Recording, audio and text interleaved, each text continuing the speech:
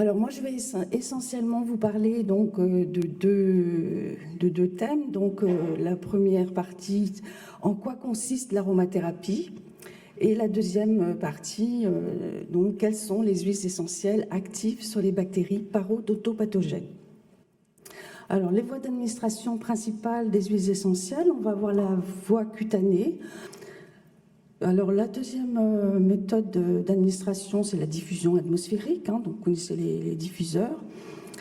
Alors l'inhalation sèche ou humide. Alors l'inhalation sèche consiste à mettre quelques gouttes d'huile essentielle sur un mouchoir à papier par exemple et le porter au niveau du nez. Alors la voie orale est également donc une méthode d'administration des huiles essentielles.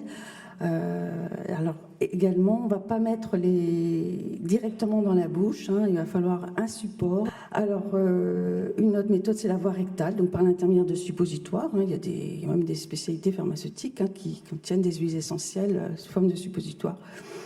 Et la voie vaginale également par l'intermédiaire d'ovules. Alors les toxicités, donc comme je vous ai dit, c'est très concentré et on a un certain nombre de toxicités. Alors la première, c'est bien sûr c'est la neurotoxicité, donc ça concerne les huiles essentielles qui contiennent des molécules appartenant à la famille des cétones. Donc les cétones sont neurotoxiques, sont contre-indiquées chez les patients épileptiques. Donc on peut avoir des troubles épileptiformes, des convulsions, des troubles sensoriels. Également les huiles essentielles qui contiennent du 1,8-cinéol. Le 1,8-cinéol, c'est l'eucalyptol. On en trouve par exemple dans l'huile essentielle d'eucalyptus radié ou l'huile essentielle d'eucalyptus globuleux. Donc il faut faire très attention à ces huiles essentielles, notamment chez les enfants, parce que donc il y a un risque de neurotoxicité. Alors une autre toxicité que l'on peut rencontrer, c'est la dermocausticité.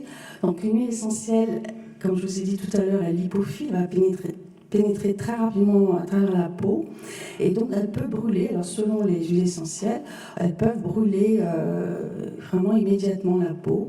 Donc ça concerne essentiellement les huiles essentielles qui contiennent des molécules appartenant à la famille des phénols. Alors, la famille des phénols, vous avez le génol, vous connaissez le génol, pour l'utiliser dans vos cabinets. Donc, génol, thymol, carvacrol, ce sont des phénols et toutes les huiles essentielles qui contiennent ces molécules seront dermocaustiques. Également, l'aldéhyde cinnamique est une molécule dermocaustique. On en trouve par exemple dans l'huile essentielle d'écorce de cannelle de Ceylan. Donc il faudra être très vigilant, jamais utiliser pure ces huiles essentielles-là sur la peau. Alors la phototoxicité, c'est aussi un risque que l'on peut rencontrer avec les huiles essentielles, surtout obtenues à partir des zestes d'agrumes. Donc, si on applique par exemple une essence de citron sur la peau, il ne faudra pas s'exposer au soleil dans les 24 à 48 heures qui suivent, sinon on a un risque donc de photosensibilisation avec apparition d'un érythème, éventuellement un phictène. Alors, la toxicité respiratoire, c'est aussi malheureusement un risque. Alors là, c'est surtout pour les personnes asthmatiques. Donc, certaines molécules présentes dans les huiles essentielles peuvent être irritantes pour les voies respiratoires. Et donc, il faudra, alors, chez les patients asthmatiques, ne jamais diffuser, en fait, pour ne prendre aucun risque. Il ne faut pas qu'une personne asthmatique soit en présence d'une diffusion d'huile essentielle. Donc ça, c'est très, très important. Alors, il y a également possibilité de rencontrer des néphrotoxicités, donc avec l'huile essentielle, par exemple, de rameaux ou de baies de genévrier, donc qui peuvent provoquer, en utilisation quand même prolongée, peuvent provoquer une irritation des néphrons. Donc, ces huiles essentielles-là seront contre-indiquées chez les patients insuffisants rénaux. Alors, l'hépatotoxicité, c'est également une toxicité qu'on rencontre avec les huiles essentielles qui contiennent des molécules appartenant à la famille des phénols. Donc, tout à l'heure, je vous ai parlé des 3 molécules, thymol, eugénol, carvacrol. Donc, ça correspond aux huiles essentielles, l'huile essentielle de clou de girofle, l'huile essentielle de thym à thymol, thym à carvacrol, l'huile essentielle d'origan compact, l'huile essentielle de sarriette de montagne, par exemple. Donc, ce sont des huiles essentielles hépatotoxiques. Également, l'huile essentielle d'écorce de cannelle de Ceylan, contenant de l'aldéhyde cinnamique et donc hépatotoxique.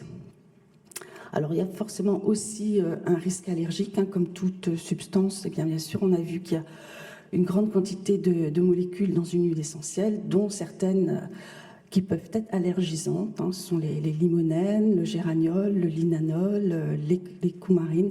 Voilà, donc on peut avoir des risques d'allergie. Donc on peut faire un test au niveau du pli du coude, hein, pour les personnes qui sont éventuellement sujettes aux allergies.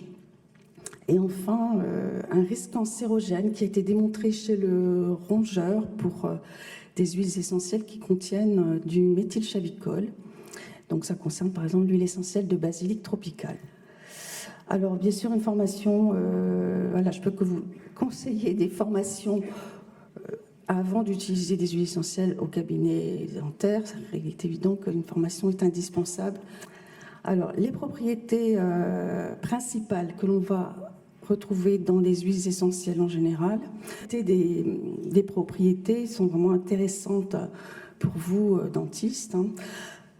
Donc, des huiles essentielles anti-infectieuses, hein, bactéricides, antivirales, antifongiques.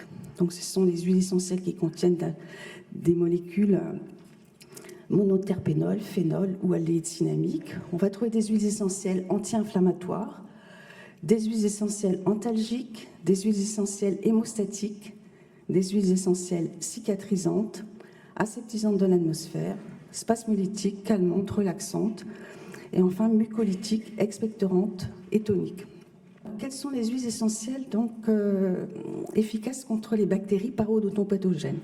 Alors, je vais vous présenter différentes publications médicales, donc je vais passer rapidement. Donc ici, une publication de 2015, donc, qui va mesurer l'activité antibactérienne de 15 huiles essentielles contre 13 souches bactériennes pathogènes orales, 7 bactéries aérobies, 6 anaérobies. Donc on voit que l'huile essentielle de cannelle de Ceylan a été active, hein, donc la plus active des 15, sur donc, toutes les bactéries citées ici, donc Fusobacterium nucleatum, Actinomyces nesundi, Prevotella nigrescens, Streptococcus mitis, Streptococcus mutans, Porphyromonas gingivalis.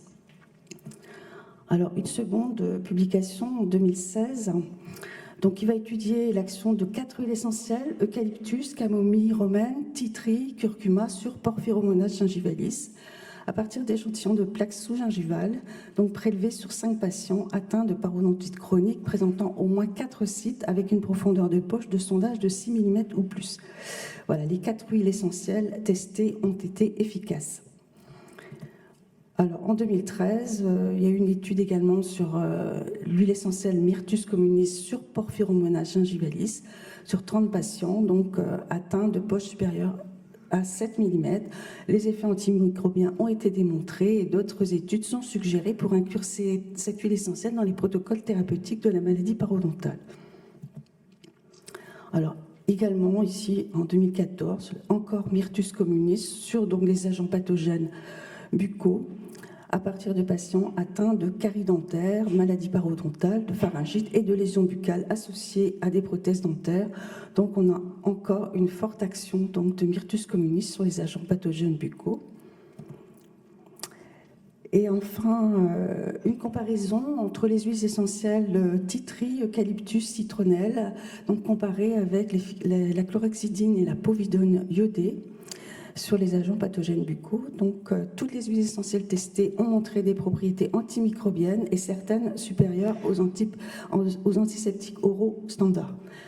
Pour ceux qui connaissent un petit peu l'aromathérapie, le titri, c'est vraiment quelque chose qui est très, très connu, surtout dans votre domaine. Alors, deuxième huile essentielle, Myrtus communis. Donc là, je vais passer rapidement. On a vu tout à l'heure dans les deux publications précédentes Donc, son action sur Porphyromonas gingivalis, donc elle est antibactérienne, antivirale, donc de même on peut l'utiliser dans des préparations. Alors le laurier noble, donc là également très intéressant pour les inflammations gingivales, les parodontites, donc en association avec d'autres huiles essentielles, on peut très bien réaliser soit des bains de bouche, soit des préparations à appliquer sur les gencives. Donc efficace aussi sur aph, lichen, plan buccal, sialoré. Alors l'hélicryse italienne, encore une huile essentielle vraiment intéressante. C'est une huile essentielle qui est connue pour être fibrinolytique. Elle est anti-hématome. Donc, elle a des propriétés pour régénérer la muqueuse après chirurgie. Elle est anti-inflammatoire également. Donc pour les éruptions dentaires, c'est aussi intéressant. Alors l'huile essentielle de cyste, la danifère, donc là aussi très intéressante dans votre domaine puisqu'elle est hémostatique et cicatrisante. Donc vraiment dans les gingivites, c'est vraiment très très intéressant aussi d'avoir possibilité de faire une synergie avec du titri par exemple, du cyste pour avoir un effet antibactérien et cicatrisant et hémostatique. Alors l'eucalyptus citronné est également une huile essentielle intéressante parce qu'elle est anti-inflammatoire, donc également sur les gingivites ou les problèmes de maladies parodontales est intéressante. Alors l'amande poivrée aussi intéressante puisqu'elle est antalgique, anesthésiante, antibactérienne. Alors l'écorce de cannelle de Ceylan, donc là c'est une huile essentielle qui est plus puissante, j'en ai parlé tout à l'heure parce qu'elle contient de l'aldéhyde cinnamique. Elle est antibactérienne, très large spectre d'action, elle agit sur 99% des bactéries Gram plus et Gram moins. Alors, donc dans les infections buccales, donc elle est très intéressante. Et ensuite, pour terminer, donc le clou de girofle, l'huile essentielle de clou de girofle. Bon, là, vous connaissez le génol. Sachez que dans l'huile essentielle de clou de girofle, on a 88% de génol. Alors aujourd'hui, nous avons à notre disposition des milliers de publications médicales, la possibilité d'effectuer des aromatogrammes, comme on fait des antibiogrammes, on peut faire des aromatogrammes également. On peut effectuer des analyses très poussées de la composition biochimique de chacune des huiles essentielles qui nous permettent d'expliquer l'activité thérapeutique des huiles essentielles en fonction de leur structure biochimique. Alors pour conclure, il faut savoir que l'aromathérapie ne soignera pas toutes les maladies. Heureusement, l'allopathie est là et les médicaments allopathiques ont permis d'allonger l'espérance de vie. Mais les excès de consommation de médicaments nous conduisent tous, patients comme professionnels de santé, à nous tourner, quand cela est envisageable, vers une médecine plus naturelle pour venir compléter l'allopathie, pallier à certains effets secondaires et dans certains cas, s'y substituer. Je vous remercie de votre attention. Merci.